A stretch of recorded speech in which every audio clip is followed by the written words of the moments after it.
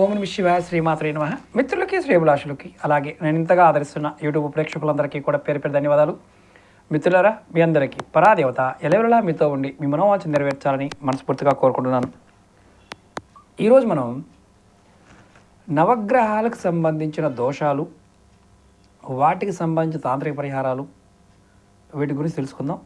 ఇది చాలా interesting subject. అంటే లక్షలు ఖర్చు పెట్టి దోష పరిహారాలు చేసుకోలేని వారు తేలికగా ఏ గ్రహానికి ఎటువంటి దోషం ఉంటే ఎటువంటి పరిహారం చేసుకోవాలి, అలాగే ముఖ్యంగా ఈ నవగ్రహాలకు సంబంధించినంత వరకు మన పూర్వీకులు మనకి గ్రహస్థితులు బట్టి దశలు, అంతర్దిశలు, విదశలు, సూక్ష్మదశల్లో ఉన్న వాటికి, అలాగే ముఖ్యంగా తాంత్రికమైన పద్ధతి అంటే ఏంటంటే అనుభవ సిద్ధంగా కొన్ని పరిహారాలు తాంత్రిక గ్రంథాల్లో ఉన్నవి. అందుట్లో లాల్ కితాబ్ కావచ్చు, రావణ సహిత కావచ్చు, పురాణాల్లోనూ నోములు వ్రతాల్లో కూడా గ్రహాలకు సంబంధించిన స్థితి బాగోనప్పుడు ఎటువంటి పరిహారాలు చేయాలో వాటిలో కూడా వివరణ ఉన్నాయి.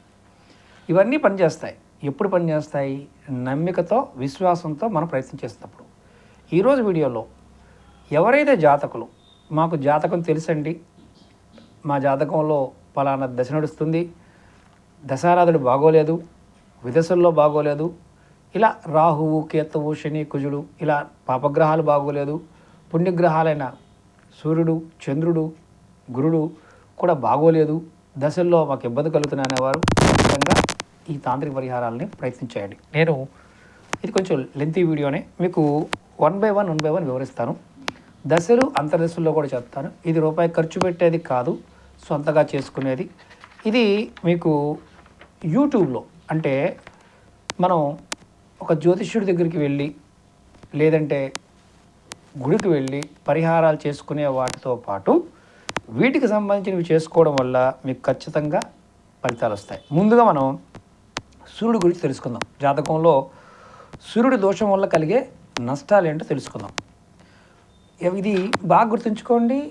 ఈ వీడియోని మీరు ఎవరైతే చూస్తున్నారో మీకు నేను చెప్పబోయే కనుక సమస్యలు మీకు దోషాల్లో ఉంటే ఆ దోషంతో మీరు బాధపడుతున్నారు, ఆ గ్రహం యొక్క ప్రభావం మీ మీద ఉందని అర్థం. ఇప్పుడు ఫస్ట్గా నవగ్రహాల్లో సూర్యుడి గురించి మనం తెలుసుకుందాం, దాని పరిహారాలు తెలుసుకుందాం. అలాగే మీకు ఈ వీడియో నచ్చినట్లయితే లైక్ చేయండి, ఛానల్ని కొత్తగా చూసే మిత్రులు సబ్స్క్రైబ్ చేసుకోండి, పక్కనే గంట సింబల్ని యాక్టివేట్ చేసుకొని 10 మంది మిత్రులకి షేర్ చేయండి. ఇది మీరు ఎంతమంది మిత్రులకు షేర్ చేయగలిగితే అంతమంది మిత్రుల యొక్క జీవితాన్ని మార్చగలిగిన వారు అవుతారు. ఈ 9 గ్రహాలకు సంబంధించిన పరిహారాలు దశలు, అంతర్దశలో ఉన్న వాటికి ఎలాంటి ప్రభావం ఉంటుంది, ఎలా చేసుకుంటే బయటపడతారో మీరు తెలుసుకోండి. ముందుగా సూర్యగ్రహం దోషంగా ఉన్నప్పుడు కలిగే బాధలు చెప్తా మీకు నేను. రవి సరిగా లేకపోతే ఎవరికైనా సరే అనేక ఇబ్బందులు కలగజేస్తాడు. అన్ని రకాలుగా, అంటే ఒక రకమని కాదు, అనేక రకాల ఇబ్బందులు. ముందు తండ్రితో విరోధాన్ని కలగజేస్తాడు. మూడవది ఉద్యోగస్తులకి తరచూ బదిలీలు అవుతుంటే, గవర్నమెంట్ ఉద్యోగం కానీ ప్రైవేట్ ఉద్యోగం కానీ సూర్యుడు జాతకరీత్యా బాగోనప్పుడు ఉద్యోగాలలో చేసే పనుల్లో ఎప్పుడు మారుతూ ఉంటారని అర్థం. నాలుగవది అది వ్యాపారస్తులైతే వ్యాపారస్తులపైన దాడులు జరగడానికి అవకాశం ఎక్కువగా ఉంటుంది. అంటే మీరు ట్యాక్స్ కట్టలేదని, లేకపోతే మెటీరియల్ సరిగా లేదని, ఇలా రకరకాల విషయాలతో దాడులు జరుగుతాయి. ఐదవది రాజకీయ నాయకులు అనుకోండి. రాజకీయ నాయకుల్లో సూర్యుడు బాగోనప్పుడు పదవి నుంచి దిగిపోవాల్సి వస్తుంది, లేదా ఎన్నికల్లో పరాజయాలు పాలవుతారు.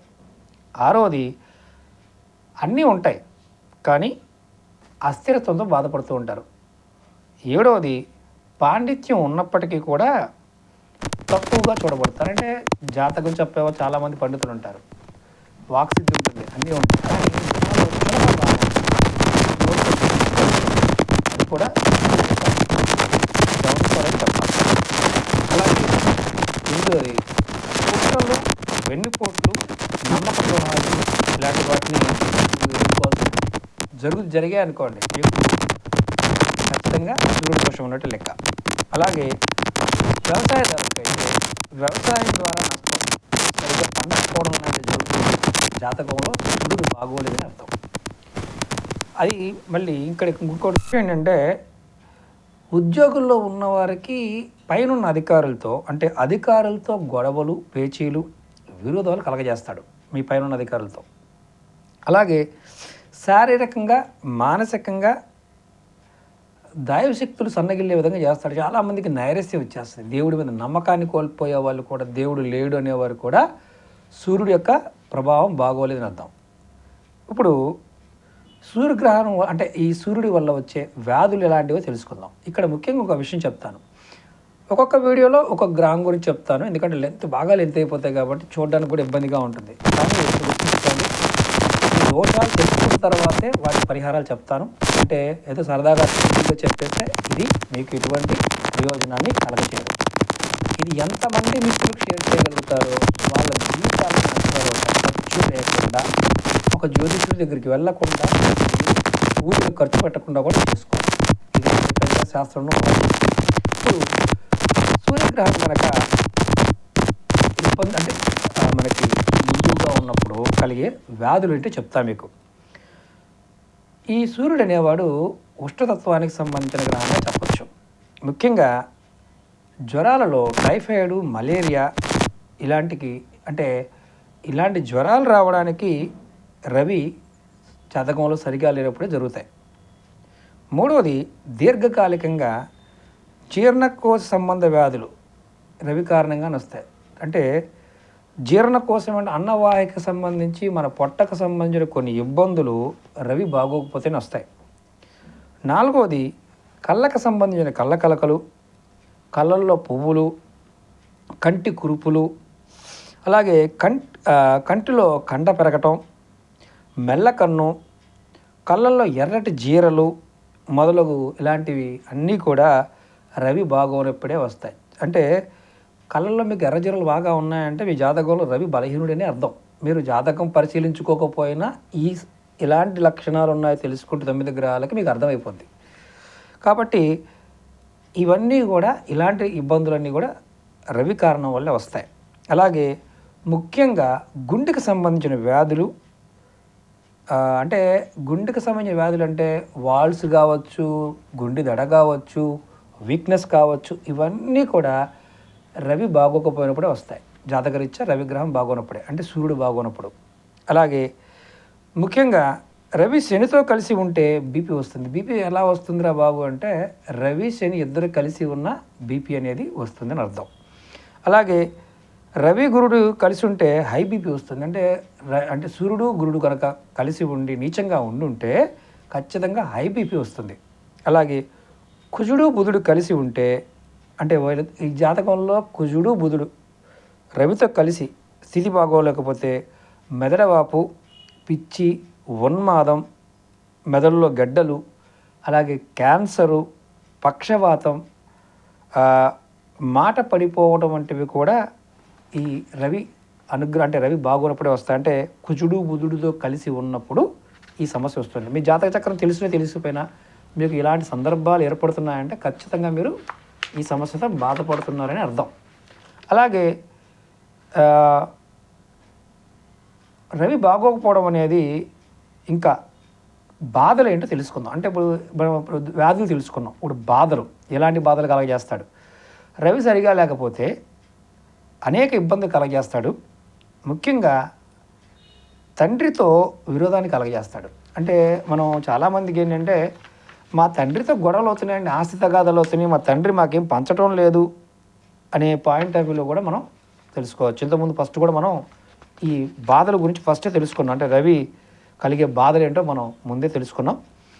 అందులో తండ్రి నుంచి వచ్చే గొడవలు కూడా దానివల్లే వస్తాయని మనం తెలుసుకోవచ్చు. ఇప్పుడు వ్యాధుల గురించి కూడా మనం తెలుసుకున్నాం. అంటే ఏ వ్యాధి వస్తుంది ఏంటని కూడా మనం తెలుసుకున్నాం. ఇప్పుడు దోష నివారణకి ఎటువంటి తాంత్రిక పరిహారాలు చేయాలో ఇప్పుడు తెలుసుకుందాం. మనం ఈ పరిహారాలు చేయటం వల్ల పూర్తిగా నివారణ జరుగుతుందా అంటే జరగచ్చు. భగవత్ నామంతోనే జరుగుతాయి. ఒకవేళ ఆ పూర్తిగా తొలగకపోయినా తీవ్ర పరిణామాలు ఏదైతే ఉంటాయో అవన్నీ కూడా తగ్గిపోతాయి. ఇప్పుడు మనం వైదికం అంటే గుడిలో చేసుకునే పూజలు, తాంత్రిక క్రియలు అంటే హోమాలు, యంత్రాలు అంటే నవగ్రహ యంత్రాలు ధరించడం, మంత్ర జపాలు చేయించుకోవడం, స్తోత్ర అంటే మనకి ఏదైనా ఇంట్లో స్తోత్ర పఠనం చేయించుకోవడం, మనం పఠనం చేయడం, దానాలు ధర్మాలు చేయటం, ఇవన్నీ శాస్త్ర గ్రంథాల్లో ఉన్నవే.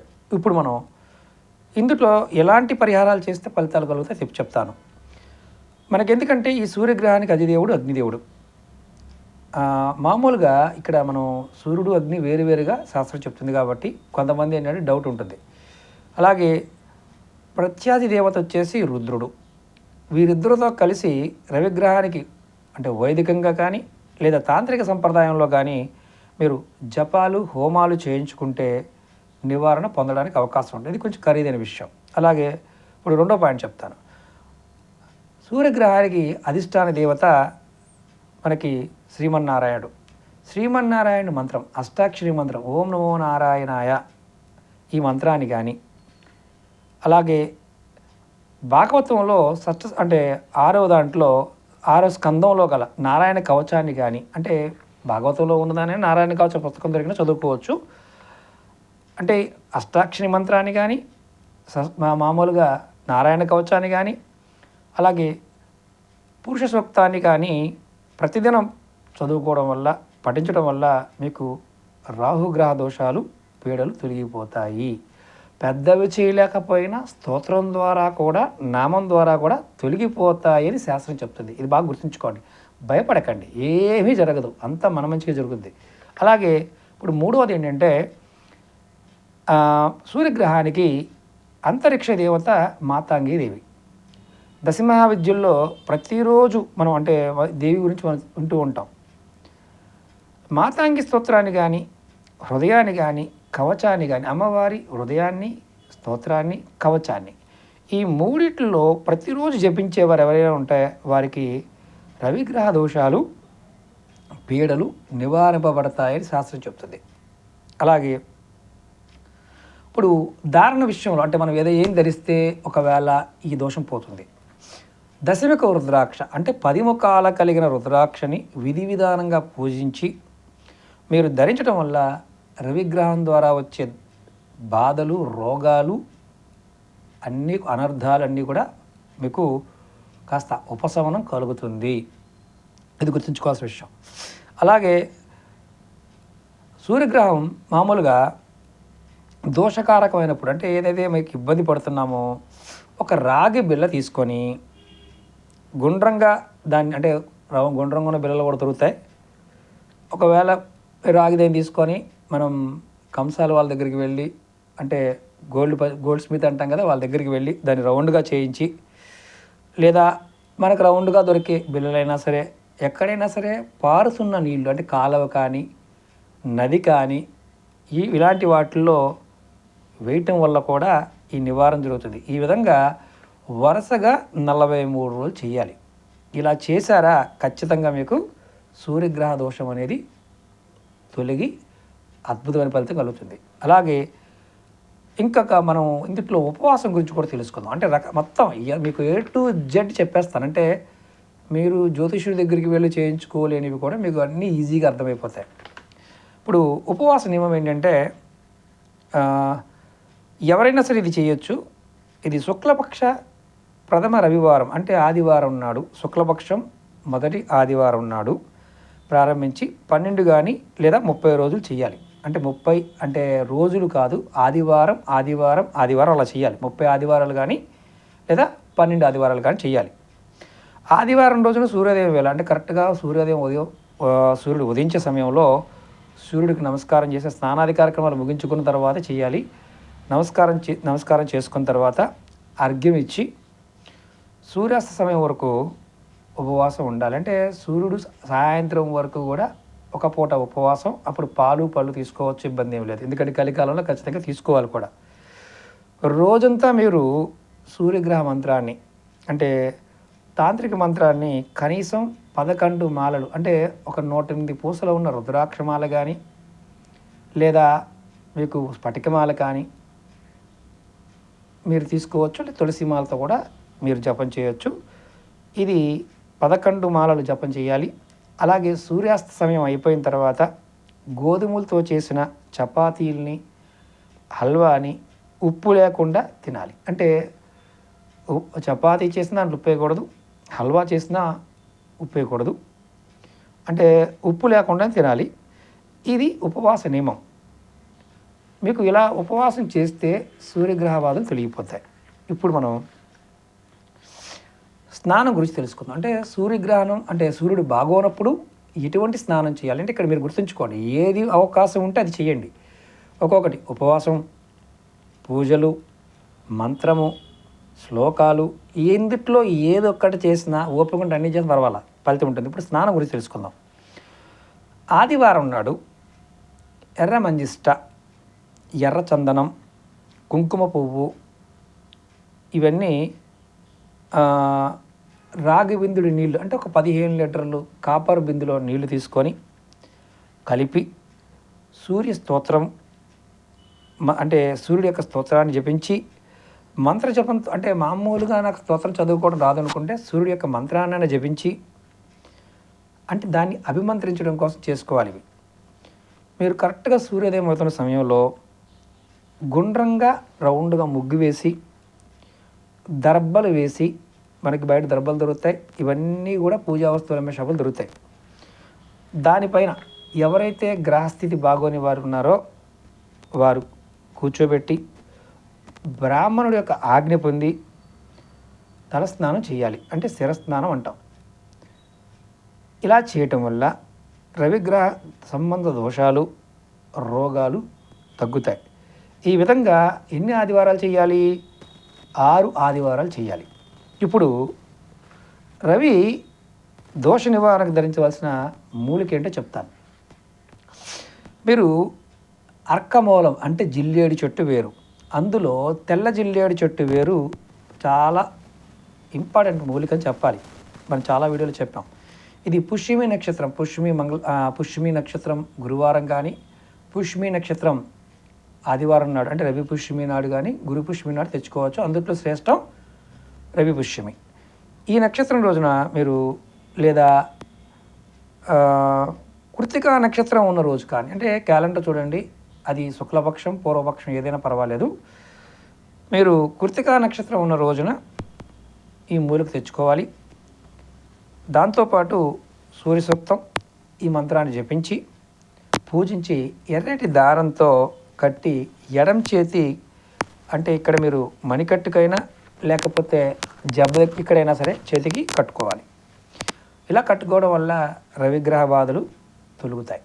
ఇది ఒక్కసారి కట్టుకుంటే దశ అంతర్దశల్లో ఇబ్బంది పడుతున్నంతసేపు ఉంచుకోవచ్చు, ఇబ్బంది ఏం లేదు. అలాగే ఇంకొక చెట్టు వేరు కూడా చెప్తాను. ఆదివారం నాడు మారేడు చెట్టు వేరు తెచ్చుకొని ఎర్రటి దారంతో రవిగ్రహ జపం అంటే మూలమంత్రం కానీ లేకపోతే స్తోత్రం కానీ పారాయణం చేసి కుడి చేతికి కానీ లేదా మెడలో కానీ ధరించవచ్చు, తాబేజులో పెట్టైనా ధరించవచ్చు.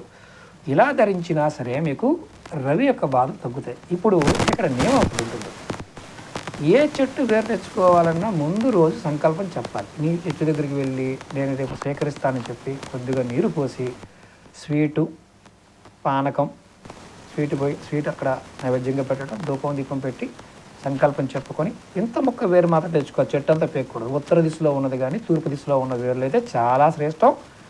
మీకు కాంటి పెట్టుకునే వాళ్ళు చాలామంది కెంపు పెట్టుకుంటారు, కోట్ల రూపాయలు ఖర్చు పెట్టి, దానికన్నా అద్భుతంగా పనిచేస్తుంది. శాస్త్రంలో చెట్టు వేరుని రత్నము అని సంస్కృతంలో అర్థం. మీకు తెలిసిన వాళ్ళు ఎవరైనా సరే కామెంట్ చేయండి, తెలియకపోతే కామ్గా ఉండండి. ఎందుకంటే తెలియని వాళ్ళు చాలామంది వాగుతూ ఉంటారు కాబట్టి చెప్తున్నాను. మనకి రత్నము అనగా చెట్టు వేరు అని శాస్త్రంలో ఉంది, మన పెద్దలు చెప్పింది అదే. ఇప్పుడు ఈ రెండిట్లో ఏదైనా ధరించవచ్చు, ఓపిక కూడా 2 ధరించవచ్చు రవిగ్రహం బాగున్నప్పుడు. అలాగే ఈ 2 మూలికలు విధి విధానంగా తెచ్చుకోండి. నేను చెప్పాను కదా, తెచ్చుకోవడం, తర్వాత నమస్కారం చేసుకోవడం, 2వ రోజు వెళ్ళటం, సేమ్ అదే ప్రాసెస్. నీళ్ళు పోయటం, వేరు తీసుకున్న తర్వాత మళ్ళీ పట్టి పుడ్చడం, సంకల్పం చెప్పుకోవడం, రావటం. ఇప్పుడు దానాలు అంటే ఇప్పుడు మనం ఇంతకుముందు మూలిక చెప్పుకున్నాం, ఇప్పుడు ఏ దానాలు చేయాలి అనేది చెప్పుకుందాం. సూర్యుడు క్షత్రియ గ్రహం కాబట్టి క్షత్రియులకు దానాలు చేయడం వల్ల సత్ఫలితాలు కలుగుతాయి.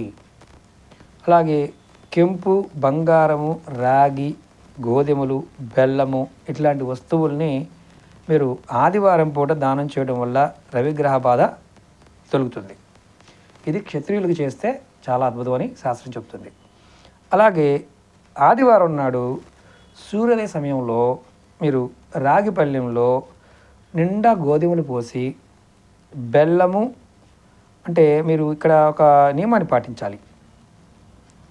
6 సంఖ్య గల కొలతలతో, అంటే 6 భాగాలు చేయటం, పోసి బ్రాహ్మణునికి పాదాలు కడిగి సూర్యస్తోత్రం చేసి దానం ఇవ్వటం వల్ల రవిగ్రహ బాధ తొలగిపోతుంది. అంటే అవి చేయలేని వారు ఇదైనా చేయొచ్చు, ఇది ఎవరైనా చేయొచ్చు అని అర్థం. ఇప్పుడు ఇక్కడ మనం 2 విషయాలు గుర్తుంచుకోవాలి. దోష నివారణకి మూలిక గురించి చెప్తున్నాము, స్నానం గురించి చెప్పాము. ఏ ఒక్కటి చేసినా ఫలితం ఉంటుంది, అన్నీ చేస్తే అద్భుతంగానే ఉంటుంది. ఇప్పుడు ఆరాధన గురించి తెలుసుకుందాం. మనకి మాఘశుద్ధ సప్తమి ఆదివారం నాడు విశాఖ నక్షత్రం ఉన్న సమయంలో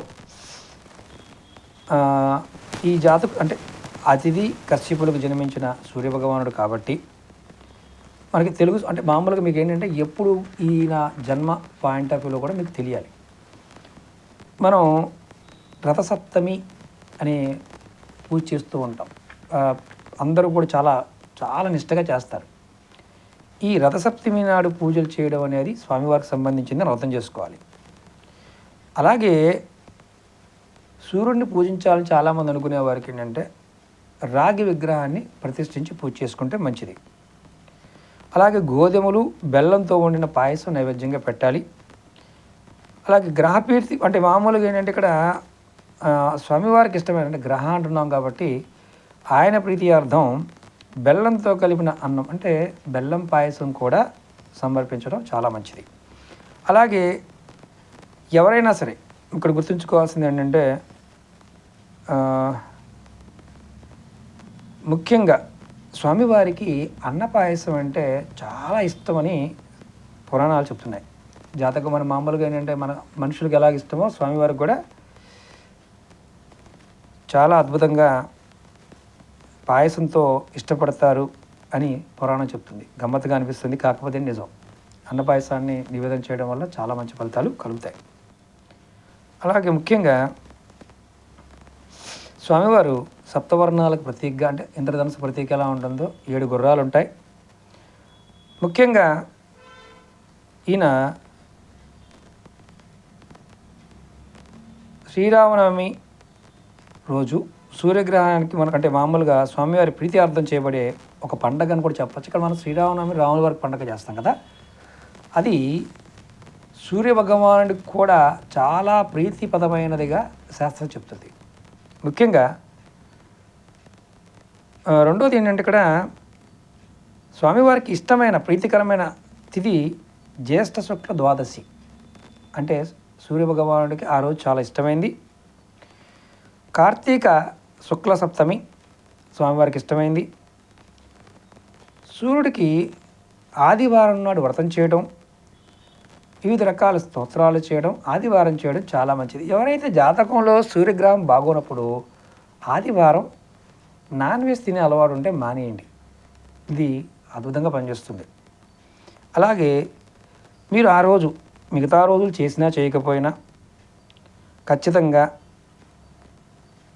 ఆదిత్య హృదయాన్ని లేదా సూర్యాష్టకాన్ని, సూర్యుడి యొక్క అష్టోత్తర శతనామావళిని కానీ, అలాగే విష్ణు సహస్రనామ పారాయణ చేయటం కానీ, పురాణం చదివేవారు ఎవరైనా సరే హరివంశ పురాణం ఇది పారాయణ చేసినా కానీ, దాంతోపాటు గాయత్రి మంత్రాన్ని అంటే ఎవరైతే గాయత్రి మంత్రం తీసుకుంటారో వారు ఖచ్చితంగా గాయత్రి మంత్ర ఉపాసన చేసిన, దీక్ష చేసిన, జపం చేసిన సూర్యుడికి ప్రీతి కలిగి ప్రతిరోజు సూర్యుడికి చేసే నమస్కారం, పూజ ఇలాంటివి ఖచ్చితంగా ఫలితాలు ఉంటాయి. అలాగే త్రిసంధ్యల్లో అంటే ఉదయము, మధ్యాహ్నము, సాయంత్రం కూడా మనం ఈ పూజ ఆయనకి స్తోత్రం కానీ పారాయణం చేయడం వల్ల కూడా మంచి ఫలితాలు వస్తాయి. ఇది కొంచెం బ్రాహ్మణోత్తములు ఎవరైనా జాతకం బాగిన వారు ఇది గుళ్ళో ఉండి కూడా చేసుకోవచ్చు. ఇప్పుడు రవిదశ అంతర్దశలో కలిగే దుష్ప్రభావాలు, వాటికి చేసుకోవాల్సిన పరిహారాలు ఈ వీడియోలో చెప్తాను. ఒకటి, రవిదశ 6 సంవత్సరాలు. రవిదశలో అంటే రవి భుక్తి 3 నెలల 18 రోజులు ఉంటుంది. ఈ సమయంలో అగ్ని ప్రమాదాలు, స్త్రీలకు అబార్షన్స్ అవ్వడం, బంధువులతో విరోధం, ఎడమ చెవికి వ్యాధి రావడం, తలకు దెబ్బ తగలడం, కిడ్నీ వ్యాధి ప్రారంభమయ్యే అవకాశాలు ఈ సమయంలో ఉంటాయి. అంటే బాగోనప్పుడు పరిహారం ఏం చేయాలయ్యా ఇలా ఉంటే? శివుడికి ఆదివారం నాడు అభిషేకం చేసి బిల్వపత్రాలతో అర్చించాలి. ఎంత సింపుల్ చూడండి. ఇలాంటన్నిటికీ ఆదివారం నాడు శివాలయానికి వెళ్ళి చక్కగా అభిషేకం చేసి బిల్వపత్రాలు సమర్పిస్తే అలా వెళ్ళిపోతాయి. ఇది ఖర్చులేని ఉపాయం, చేసుకోవడానికి ఈజీగా ఉంటుంది, ప్రయత్నం చేయాలి. అలాగే ఇప్పుడు రెండవది, రవిదశలో చంద్రభక్తి 6 నెలలు ఉంటుంది. ఇది మంచి కాలంగానే చెప్పాలి. సంతోషము, ప్రభుత్వ అనుకూలము, ఆగిన వివాహాలు జరగటము, వృత్తిలో లాభాలు, అలాగే వాహనము, గృహము, ధాన్య వృద్ధి ఇలాంటివి కూడా జరుగుతాయి. కుడి కంటికి వచ్చే వ్యాధి తగ్గిపోవడం కూడా జరుగుతుంది. ఇక్కడ చంద్రుడు సూర్యుల్లో ఉన్నప్పుడు, మిత్రగ్రహంగా ఉన్నప్పుడు మంచి ఫలితాలే ఉంటాయి. ఆ దశలో కూడా బాగుంటాయి. ఇప్పుడు ఇక్కడ మనం రెండో విషయం కూడా గమనించాలి. ఈ పరిహారాలతో పాటు ఇంకా మనం ఇప్పుడు దీంట్లో పరిహారం ఏమన్నా ఉంటుందా అంటే ఉంది. దీంట్లో కూడా ఇష్టదైవ పూజలు చేస్తే ఈ శుభ ఫలితాలు ఇంకా అధికమవుతాయి. పరిహారం కూడా అదే. అంటే మీరు ఈ సమయంలో పూజ చేసిన చేయబడిన ఫలితం ఉంటుంది, కానీ మీరు ఇష్టదైవ పూజ చేసినట్లయితే ఇంకా అద్భుతమైన ఫలితాన్ని పొందుతారు.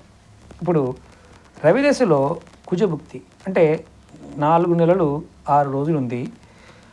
అధికంగా నొప్పి కలిగించే వ్యాధులు, తండ్రి కొడుకుల బంధంలో విభేదాలు, అనవసరమైన అంటే ఇక్కడ కొన్ని మనం ఇబ్బందికరమైన విషయం ఏంటంటే లేనిపోయిన వాటి వల్ల శారీరక బాధలు కలుగుతాయి. శారీరకమైన విషయాల వల్ల చేతిలోనే ఉన్న వస్తువుల్ని దొంగతనం జరగటం, ఇంట్లో వస్తువులు పెట్టి మర్చిపోవడం, దీనివల్ల అనవసరమైన అలసట కలగటం, అంటే మానసిక బాధతో పాటు కోల్పోయే ఉన్న బాధ కలగటం, భూ సంబంధితమైన ఆస్తుల్లో నష్టాలు రావటం కూడా రవిదశలో కుజుడు ఉన్నప్పుడు జరుగుతుంది.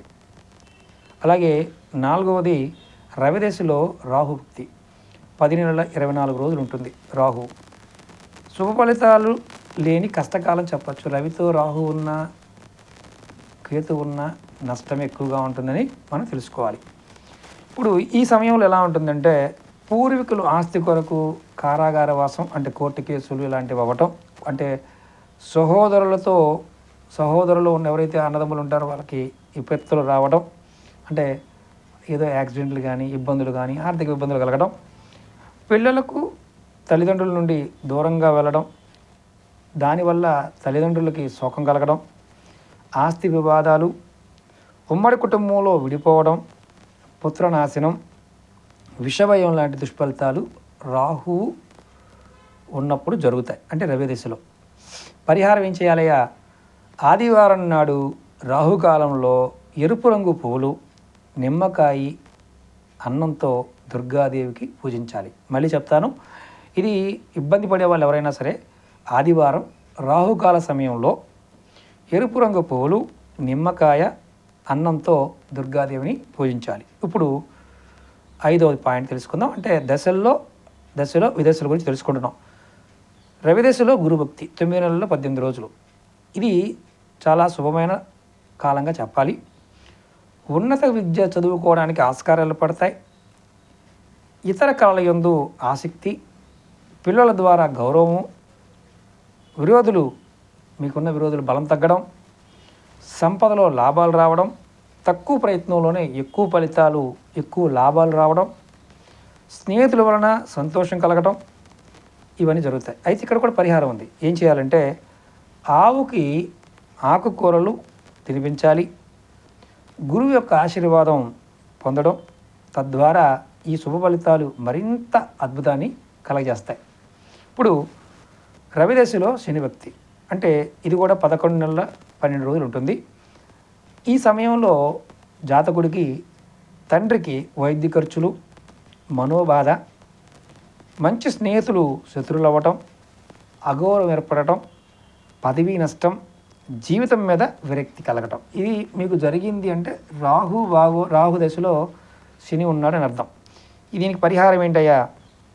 ఆదివారం నాడు భైరవుడికి ఎరుపు రంగు పువ్వులతో నిమ్మకాయలతో దండ చేసి ఆవుని దీపం వెలిగించి పూజించాలి. అంగవిహీనులకి దానం చేయడం చాలా అవసరం. అంటే మీరు ఇక్కడ ఒకటి గుర్తుంచుకోండి, గురువుగారు అంగవిహీనులు అంటున్నారు, కాళ్ళు చేతులు లేని వాళ్ళు, అంటే అనాథాశ్రమాల్లో కాళ్ళు లేని వాళ్ళు ఉంటారు కదా, వాళ్ళకు కూడా మీరు దానం చేయొచ్చు. ఇప్పుడు 7వది రవిదశలో బుధభక్తి 10 నెలల 6 రోజులు. ఈ సమయంలో బంధువులతో ద్వేషం ఏర్పడుతుంది, అనారోగ్యం, అనవసరమైన మాటల ద్వారా గొడవలు రావటం, వృత్తి భంగం కలగటం, ఉద్యోగాల్లో మీకు ప్రమోషన్స్ కాకుండా డిమోషన్స్ లాంటివి, అపాయింట్మెంట్స్ జరగడం, ఇలాంటివి కూడా ఏర్పడతాయి. అలా జరిగింది అంటే మీ జాతకంలో రవిదశలో బుధుడు నడుస్తున్నాడని అర్థం. అలాగే 8వది రవిదశలో కేతు అంతర్దశ, దీని భుక్తి అంటాం. 4 నెలల 6 రోజులు. జ్ఞాపక శక్తి తగ్గిపోవడం, దానివలన మనస్తాపం ఏర్పడటం, ఇల్లు మారటం, పని కూడా మారటం, లాభాలు లేని ప్రయాణాలు చేయటం, బంధువులతో కలహాలు, మనోవేదన, అధిక చెడు ఫలితాలు కలగడానికి అవకాశం ఉందని చెప్పాలి. పరిహారం ఏంటయ్యా?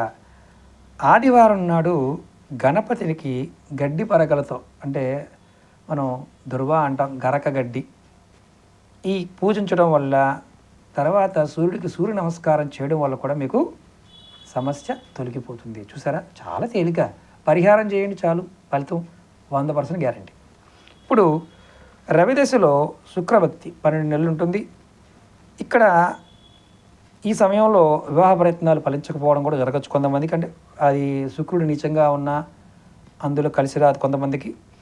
వివాహం కావడం, వీటిల్లో కొంతమందికి ఇబ్బంది ఉంటుంది. అలాంటి వారికి కూడా పెళ్ళి జరగడానికి అవకాశాలు ఏర్పడతాయి. అలాగే కొత్త ఇంటి కట్టుకోవడం, బంగారం లాంటి ఆభరణాలు కొనుక్కోవడం. అయితే ఇక్కడ కొంచెం కంటికి సంబంధించిన ఇబ్బందులు కూడా రావడానికి అవకాశం ఉంటుంది. కొన్ని సందర్భాల్లో ఉన్న వ్యాధులు, శరీరంలో ఉన్న వ్యాధులు కూడా తొలుగుతాయి. శుభ అశుభ ఫలితాలు 2 ఈ సమయంలో కలిసి ఉంటాయి అని చెప్పచ్చు. పరిహారం ఏంటయ్యా? ఆదివారం నాడు మహాలక్ష్మికి ఆవుని దీపం పెట్టి తెలుపు ఎరుపు రంగుల పుష్పాలతో తీపి పదార్థాలు నైవేద్యంగా పెట్టి పూజిస్తే ఈ దోషం తొలగిపోతుంది. చూడండి ఎంత తేలికో. మరి ఇక్కడ రత్నాల గురించి కూడా చెప్పుకుందాం. మొత్తం అన్ని సబ్జెక్ట్ ఇష్యూ మొత్తం రావాలి కాబట్టి అన్నీ చెప్తాను. సూర్యగ్రహ దోషం ఉన్నవాడు ఎవరైనా సరే ధరించాల్సిన రత్నం ఏంటంటే కెంపును ధరించాలి. ఇది కూడా ఈ రత్నాన్ని ఆదివారం రవిహోరలో ధరిస్తే ఎంతో మంచి ఫలితం ఉంటుంది. మీరు గురువుగారు రత్నాలకు బదులుగా వేరు చెప్పారు కదా, వేరు ధరించవచ్చు, తప్పులేదు. వేరు కూడా దీనికన్నా బాగా పనిచేస్తుంది చెప్పచ్చు. ఇది కొంచెం ఖరీదైంది కాబట్టి ఏం ధరించాలో చెప్తున్నాను, అది గుర్తుంచుకోండి. అలాగే ఈ రత్నధారణ వలన ఎటువంటి ఫలితాలు ఉంటాయి? అధికారం, పదవి లభిస్తుంది. ముఖ్యంగా శరీరానికి సంబంధించిన ఇబ్బందులు, అంటే స్వస్థత చేకూరుతుంది. రక్తం శుద్ధి, అంటే రక్తంలో మలినాలున్నా అవి తొలుగుతాయి. కెంపుల్లో కూడా రకరకాల రత్నాలు ఉంటాయి. కెంపుల్లో కూడా కొన్ని అన్నీ ఒకేలా ఉండవు. రత్నం మంచిది, నాణ్యత ధరించడం అనేది చాలా అవసరం. ఇది కూడా మీరు ధరించాల్సిన సమయం కూడా శుభముహూర్తం. అలాగే జ్యోతిష్య పండితుడిని సంప్రదించి రత్నాన్ని శుద్ధి చేసుకొని ఆ రత్నానికి మంత్రోపచారాలతో పూజ చేసిన తర్వాత మాత్రమే ధరించాలి. దీనికి అంటే రత్నం అంటే మామూలుగా దీని ప్లేస్లో కెంపు చాలా ఖరీదైన రత్నం కాబట్టి దాని ప్రత్యామ్నాయంగా గార్నెట్ స్టోన్ అని ఉంటుంది, దాన్ని ధరించవచ్చు. దాని ప్లేస్లో కూడా మనం రుద్రాక్షలు, చెట్టు వేలు కూడా ధరించవచ్చు. మనం ఇంతకుముందు వీడియోలో కూడా చెప్పుకున్నాం. ఇప్పుడు ధరించవలసిన రుద్రాక్ష గురించి చెప్తాను. అంటే సూర్యగ్రహ దోషం ఉన్నవారు ఎవరైనా సరే అంటే మామూలుగా 12 ముఖాల రుద్రాక్ష లేదా ఏకముఖ రుద్రాక్ష, ఈ రెండింటిని కూడా ధరించవచ్చు. ముఖ్యంగా 12 కంటే కూడా ఏకముఖి ధరించడం వల్ల చాలా మంచి ఫలితాలను మీరు పొందగలుగుతారు. నియమాలు ఉంటాయి, రుద్రాక్ష నియమాలు, అంతకుముందు వీడియోలో కూడా చెప్పాను, అది కొంచెం గుర్తుంచుకోవాలి. ఇది ధరించడం వల్ల సూర్యగ్రహ దోష నివృత్తి కలుగుతుంది. అలాగే దోషాలు కూడా తగ్గిపోతాయి. నిత్య సాధన చేయాలి. రుద్రాక్ష వేసుకున్నప్పుడు మాంసం మద్యం లాంటివి సేకరించకూడదు. మంత్రజపం చేసుకోవడం చాలా మంచిది. ఈ రుద్రాక్షని స్త్రీలు కూడా ధరించవచ్చు, ఎటువంటి ఇబ్బంది లేదు. 12 ముఖాలు 13 ముఖాలు. ఇది ఈ వీడియోలో సూర్యగ్రహానికి సంబంధించి, నెక్స్ట్ వీడియోలో చంద్రగ్రహానికి సంబంధించిన వీడియో చెప్తాను. ఎందుకంటే చాలా అప్పటికే 35 నిమిషాలు అయిపోయింది. మీకు టూబీగానే చెప్పాను, కానీ ఉన్నది మొత్తం పూర్తి సబ్జెక్ట్ చెప్పాను. మీకు ఈ వీడియో నచ్చినట్లయితే లైక్ చేయండి. ఛానల్ని కొత్తగా చూసే మిత్రులు సబ్స్క్రైబ్ చేసుకొని పక్కనే గంట సింబల్ ఉంటుంది, దాన్ని యాక్టివేట్ చేయండి. 10 మంది మిత్రులకు షేర్ చేయండి. ఫేస్బుక్లోను, ట్విట్టర్లోను, వాట్సాప్ గ్రూపుల్లోనూ చేయండి. నేను 9 గ్రహాల గురించి చెప్తాను. అలాగే వీడియో పైన మీకు ఒక లింక్ వస్తుంది. గ్రహ దోషాలన్నిటి తొలగించుకోవడానికి తాంత్రిక ఉపాయం ఒకటి చెప్పాను, అది ముందే చెప్పాను. అది ఆ లింక్ కూడా ఓపెన్ చేస్తే అన్ని గ్రహాల దోషాలు అలా వెళ్ళిపోతాయి.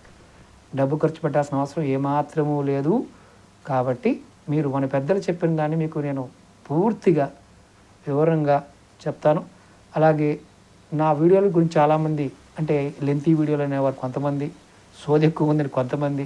ఇష్టమైన వాళ్ళు చూడండి, కష్టమైన వాళ్ళు మానేయండి, ఇబ్బంది ఏమీ లేదు. ఎందుకంటే ఎవరికి కావాలో, ఎవరికి ఆ పరాదేవత నా వాక్ అనుగ్రహం ఉందో వారికి అది లభిస్తుంది.